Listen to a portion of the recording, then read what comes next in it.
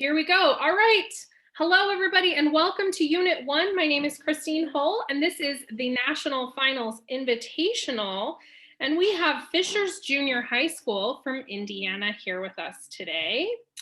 In a moment, I will have the judges introduce themselves, followed by the students, and then we will begin the hearing. Students will deliver a 4-minute prepared statement, followed by 8 minutes of judge questions. My microphone will be muted during the hearing, and I will hold up a 1-minute and time sign. I suggest you use gallery view versus speaker view, and all of the students have been spotlighted so that we can see them throughout the hearing. At the conclusion of the hearing, judges will give brief feedback to the teams, and then we will conclude. Judges, the floor is yours. Okay, good afternoon. So I'm going to introduce myself. The other judges will then introduce themselves. And as noted, we'll ask that you then introduce yourselves. My name is Alan Brodman. I am a recently retired high school teacher from East Brunswick, New Jersey. And I've brought teams to national competition. And in fact, some of my students were bright enough to have won the nationals. So I'm looking forward to hearing from you guys. Thank you very much. I'm Tim Moore from the Center for the Study of the American Constitution at the University of Wisconsin. And I'm Glyptis Ann Grider-Jones with the University of Louisville's McConnell Center. Okay. So I guess you'd like to know which question you're doing. How about them introducing themselves, Alan? Yeah, go ahead. Hi, I'm Isabella Murch, the captain of Unit 1 at Fishers Junior High. Hi, I'm Olivia Brookshire. I'm Addison Lecock. I'm Ashley Wright, and our instructors are Michael Fossold and Tony Sturgeon. Okay, thank you so much.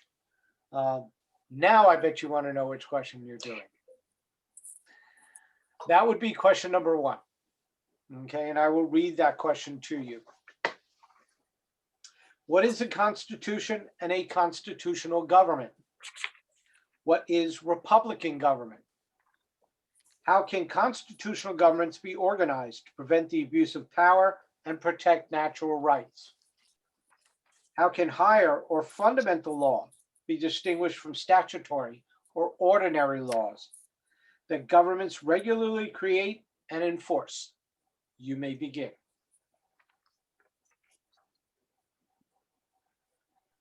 In a Republican style of government, power is held by the people who elect representatives. These representatives manage the government to benefit the people's common good. This style of governing has an advantage over other governing styles, such as direct democracies and theocracies. The people have a say in government, unlike a monarchy or oligarchy, and the representatives create laws that benefit the common good. This active participation in government establishes legitimacy, improves governance, and allows for citizens to benefit their community while creating a bond between like groups. However, there are some drawbacks to the style of government. A Republican government works best in small communities, and there cannot be a high degree of diversity, as citizens in a large and diverse republic would naturally divide into factions or interest groups. James Madison understood these factions were essential to liberty and proposed solutions to control the effects, since the causes of factions cannot be removed. As Pugliese wrote in Federalist No. 10, liberties to faction as heirs to fire. Constitutional republic representatives are chosen by the people and must comply with a constitution that protects the minorities from majority oppression through equal application of the law. Constitutional governments are organized through written and unwritten constitutions. As factions are unavoidable in a Republican government, according to Madison, a constitutional republic must safeguard easily identifiable minorities from the larger factions. A possible way to prevent factions from becoming too powerful is through the government itself. However, there have been repeated cases in which our government has tried to suppress minorities. Examples include the Civil Rights era, Japanese internment, African American discrimination after the passage of the 13th, 14th, 15th, and 15th Amendments, and LGBTQ+ restrictive laws. To prevent the abuse of power and protect natural rights in constitutional governments, checks and balances must exist between the branches of government, and citizens must be civically aware and active in the election process. The checks and balances between branches are essential. This Tres Politica, or separation of powers, will prevent concentration of power and distribute power between the 3 branches of government. The three different branches check each other's power and prevent one branch from abusing power. This separation of powers was shown to be effective in Youngstown Sheet and Tube Co. versus Sawyer, which prevented abuse of presidential power and protected natural rights of workers and factory owners. In this case, the judicial branch checked and balanced the executive branch by declaring that the president could not use an executive order to take over the steel mills, and by extension, part of the economy. These checks and balances ensure the protection of the natural rights of the people. Lastly, to protect the people and their natural rights, an increase in civic education is essential. With increased knowledge about government and civics, citizens are active in politics and hold lawmakers to higher standards. A second approach to the protection of natural rights and citizens' rights is the definition and importance of defining higher or fundamental law from statutory law. Fundamental laws are divided into two distinct viewpoints, the religious and constitutional standpoints. Fundamental laws, through the religious viewpoints, are laws that are enforced by our Creator, are supreme to any man-made or ordinary laws, and are not bound by any customs, beliefs, or governments.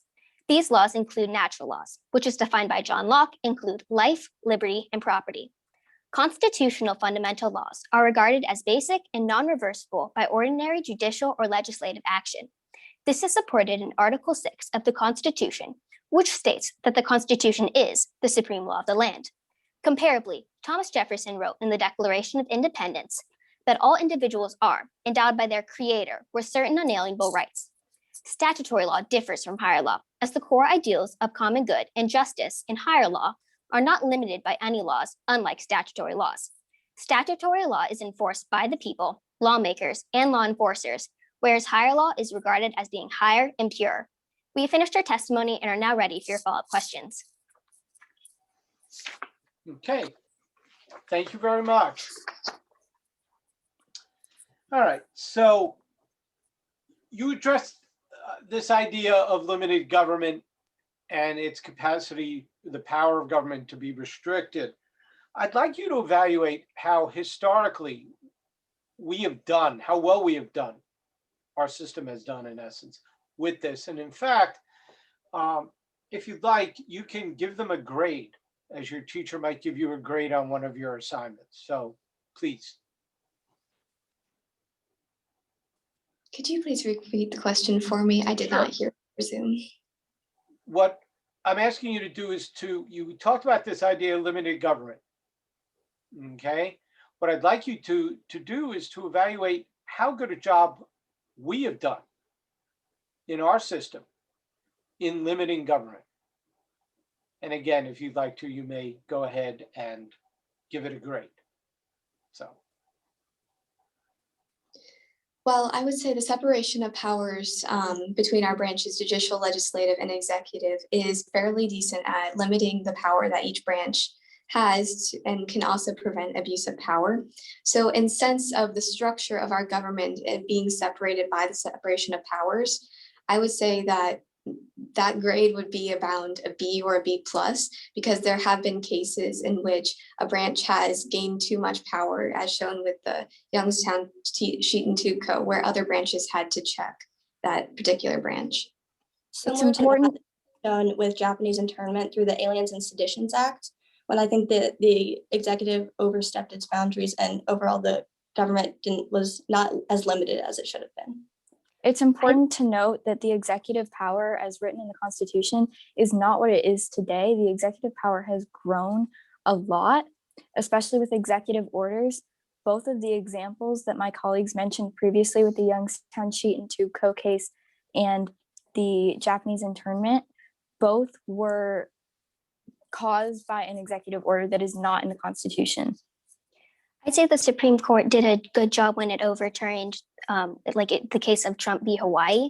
I'd say that was unconstitutional and that should have been overturned. And I'd give that an A- because I believe that case should have been overturned.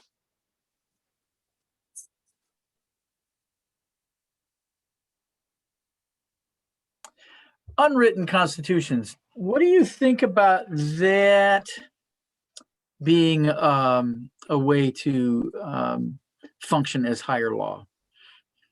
I think specifically in a republic, it's important to have a written constitution, as the purpose of a constitution is sort of to limit the government and protect the rights of the people. And I think it'd be easy for our government to become suppressive if we didn't. In As- the Constitution and Bill of Rights, it lists our like in the amendments, we have the Ninth Amendment, which says that we have the rights to natural rights, and not everything that is listed in the Constitution is just our rights. Aristotle believed in an unwritten constitution because he believed that we would have the civic virtue in our hearts to do what is right. And it has been shown in today's society that not only are we not as civically educated as we should be, but we also don't necessarily have the civic virtue that we should in order to have an unwritten constitution. To circle back to the question, I think that having an unwritten constitution as a constitution for a republic would not be the best idea, because although it is relying on norms and laws as the supreme law or as constitutional law, I think that norms and laws can change very frequently, especially statutory law. Certain things such as our 14th, 15th, and 19th Amendment, if they were not clarified by the government, it is very possible that certain majorities or minorities, for that matter, could make those non-existent or not defined. Thank you. Some people say that the United States is both a republic and a democracy. Do you agree with that characterization? Why or why not?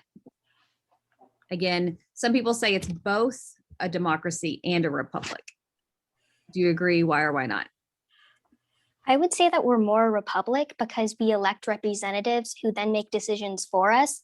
But I wouldn't say we're a true Roman republic or Plato's republic, because in Plato's republic, a woman could be the philosopher king. And I would say that it is harder for women to get into politics in our country. I would also say that we are more a republic than a democracy, as representatives are elected to represent the people. But I would say in a democratic sense, I guess, that there are drawbacks to having representatives as representative of the people, because the representatives can represent their own morals or be swayed by dark money or bribes and possibly lobbying in American politics currently.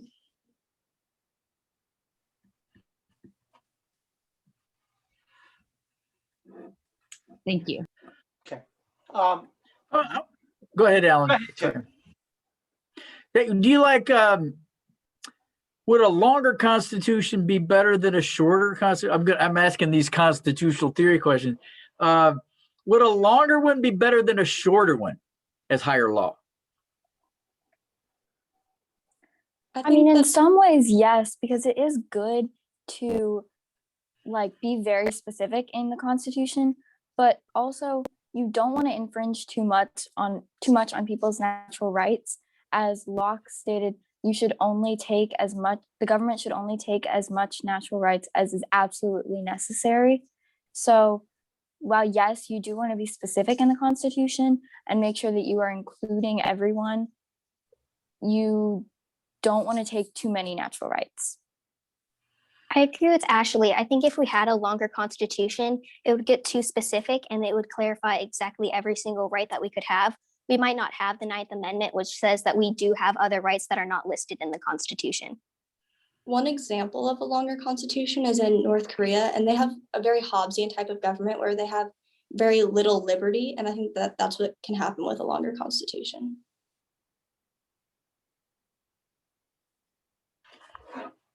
Okay. So initially you talked about this idea of representation, and that particularly in the ancient republics, they focused on the idea of homogeneity and smaller, yet we're not. So are we in real trouble here because of our size and our diversity? I'd say we have access to Zoom and other media influences like that, so we can quickly get together and do more because we have access to planes and cars. I think that the size issue isn't as big of a deal as it was when Madison was writing Fed 10, because you wouldn't arrive to the Constitutional Convention and it'd be over. Like my teammate said, with the rise of the internet, we have, as a society, I would argue, become more connected and more virtual. But I just Sorry, time. You can finish your sentence. Please go ahead. Oh, I'm sorry, I forgot the question. That's okay. Don't worry about it. Thank you very much, guys. Thank you. Thank you. Judges, any, we need to provide some feedback. Yeah, I'll start. Look, you did something very sophisticated, and I want another half hour with you on this alone. You made this argument, and pretty well in a very tight window, that there's two flavors of higher law. There's this, I think you phrased it as there's constitutional higher law, and then there's this other zone of higher law that's above all man-made law.